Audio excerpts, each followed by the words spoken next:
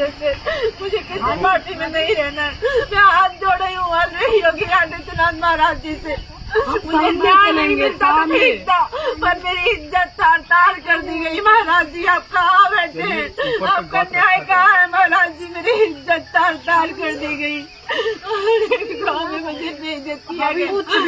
इस गाँव की प्रधान रही मैं, लोगों जिला अध्यक्ष रही। मैंने इस परिसर में कभी कोई कदम नहीं डाला कि मेरी पार्टी की छवि ना खराब हो, लेकिन इसका मतलब ये नहीं है पार्टी की छवि ना खराब हो, हमें गोली मार दी जाए, दबंग हमारे घर में घुस करके, अपराधी हमारे घर में घुस करके हम पे हमला करे। यही बहुत मजबूर होकर मुझे धरना पे बैठना पड़ा। 2017 में मुख्यमंत्री बनने के बाद बाबा योगी आदित्यनाथ ने जिस उत्तर प्रदेश पुलिस को पूरी आजादी दी कि मुझे इस प्रदेश से गुंडा राज खत्म चाहिए, उस पुलिस ने इस प्रदेश से गुंडों को और गुंडा राज तो खत्म किया, लेकिन वक्त के साथ धीरे धीरे वो खुद गुंडा बन गई। जी हाँ, ये मैं नहीं कह रहा हूं, ये वो घटनाएं कह रही हैं जो दिन ब दिन हर थानों पर घट रही हैं। वही उत्तर प्रदेश पुलिस जिसने इस प्रदेश के हर एक गुंडे को साफ कर दिया, उसकी गुंडई को खत्म कर दिया, जिसको योगी आदित्यनाथ जी ने पूरी आजादी दी थी कि तुम्हारे बीच में कोई नहीं आएगा, वह आज इतनी निरंकुश हो चुकी है कि वह गरीबों का और निरीहों का कालग्रास बनती हुई दिख रही है, और जिसमें सबसे आगे हैं भाजपा के कार्यकर्ता। जी हाँ, यह बिल्कुल सत्य है।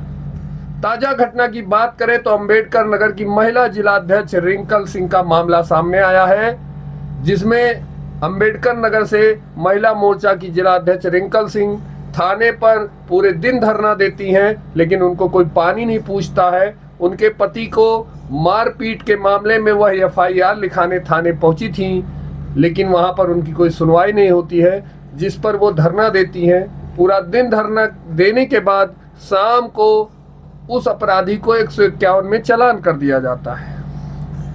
जब इस बात पर रिंकल सिंह विरोध करती हैं तो वहां के CEO जबरन अपनी गाड़ी में एक महिला मोर्चा की जिलाध्यक्ष को बिठाकर 2 घंटे तक गाड़ी में घुमाते रहते हैं। जी हाँ, ये मामला है अंबेडकर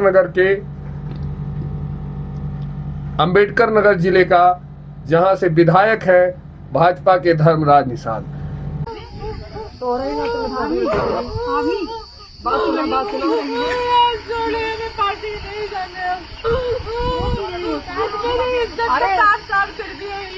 मैं इसी गम सभा के पूर्व में प्रधान रह सकी, मेरी इज्जत तार तार हो गई इस पार्टी की वजह से। मुझे किसी पार्टी में नहीं रहना है। मैं हाथ जोड़े हूँ योगी आदित्यनाथ महाराज जी से। मुझे न्याय नहीं मिलता तो ठीक था, पर मेरी इज्जत तार तार कर दी गई। महाराज जी आप कहाँ बैठे हैं? आपका न्याय कहाँ है महाराज जी? मेरी इज्जत तार तार कर दी गई। गाँव में मुझे बेइज्जत किया गया। इस गाँव की प्रधान रही मैं, लोगों के लिए न्याय मांगने वाली, आज मैं अपने लिए महाराज जी से न्याय मांग रही हूँ। मामले को लेकर जब धर्मराज निषाद भी थाने पर पहुंचते हैं तो कहा जाता है कि उनको कुर्सी तक नहीं दी जाती, और खड़े खड़े भारतीय जनता पार्टी के कार्यकर्ताओं से वह सारी बात की जानकारी लेते हैं और उस पर कार्रवाई करने की मांग करते हैं। ये तो हालात है उत्तर प्रदेश पुलिस की, माननीय योगी जी आपकी पुलिस की। और यह इकलौता मामला नहीं है, पूरे प्रदेश के हर थाने पर, हर चौकी पर भारतीय जनता पार्टी का कार्यकर्ता सताया जा रहा है, परेशान किया जा रहा है। वह कार्यकर्ता जो बिल्कुल निरीह है। निरीह मैं इसलिए कह रहा हूं क्योंकि भारतीय जनता पार्टी के कार्यकर्ता को वैसे भी कुछ मिलता नहीं है। वो सिर्फ जीवन भर झंडा ढोता है, दरी बिछाता है और प्रचार करता है ईमानदारी से, क्योंकि वह मानता है कि भारतीय जनता पार्टी राष्ट्रहित को समर्पित पार्टी है। लेकिन ऐसे ही कार्यकर्ताओं को जब आपके ही सरकार में आपकी पुलिस परेशान करती रहेगी, तो आखिर चुनाव में वह कार्यकर्ता आपके लिए झंडा लेकर क्यों निकलेगा? दूसरा मामला है सीतापुर जिले के विधायक ज्ञान तिवारी जी का वीडियो वायरल हो रहा है, जिसमें उनको थाने पर धरना देना पड़ता है। खुद एक विधायक को थाने पर धरना देना पड़ रहा है कि यह काम होना चाहिए, और आज जब यह काम हो जाएगा तभी ज्ञान तिवारी यहाँ से जाएंगे। क्या मतलब है? तो लिखा है भैया। अरे कब लिखा? विधायक जी को आपने कितना गुमराह किया? तुम्हारे सीओ कहा ये मुकदमा नहीं लिखे, 1 लाख रुपए डील हुई उसमें। कोई ज्ञान तिवारी लौंडा समझे तो ना समझे। अब आप विधायक जी का मिसगाइड कर रहे हो। उसमें था जो डील फील हुई आप रखो, उसको खाली कराओ। आज अगर खाली नहीं कराओगे तो मैं यही बैठूंगा, चाहे डीएम आवे चाहे एसडीएम आवे, ऐसा नहीं चलेगा। मतलब मेरे नाम जमीन भी नहीं है, मैं कब्जा कर लूं, और जिसके नाम जमीन है वो चूतिया घूमे जा करके। अगर प्रधान कुछ बोलता है तो प्रधान का स्कूल नापा जाएगा, अगर प्रधान सही बात करे तो उसका स्कूल नाप लो, जाके चले जाओ। आतंकवाद कराइए, मैं बैठा हूँ, जब तक खाली नहीं हो जाएगा ज्ञान तिवारी यहाँ हटने वाले नहीं। अगर जिस अधिकारी की जरूरत तो एसडीएम कहो तो एसडीएम बुलाए, कहो तहसीलदार बुलाए। चलो इनका नंबर ना पाओ, सरकारी जमीन बिल्डिंग बनी हो उससे कोई मतलब नहीं। बिल्डिंग आप देख लेना, हर शनिवार बैठूंगा खाने, आपके लेखपाल हर शनिवार बैठूंगा खाने साहब आए, में। नरक हो जाएगी जिंदगी आप लोगों की।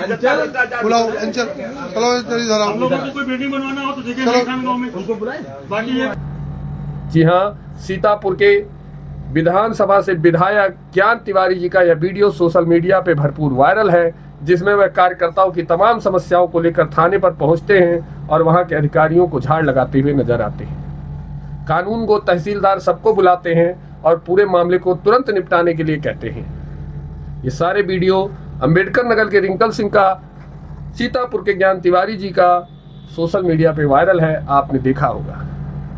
कहने का मतलब यह है कि वो कार्यकर्ता जो दिन रात मेहनत करके आपको, विधायकों को विधायक की कुर्सी तक और मुख्यमंत्री को मुख्यमंत्री की कुर्सी तक पहुंचाता है, क्या उसको यही मिलना चाहिए?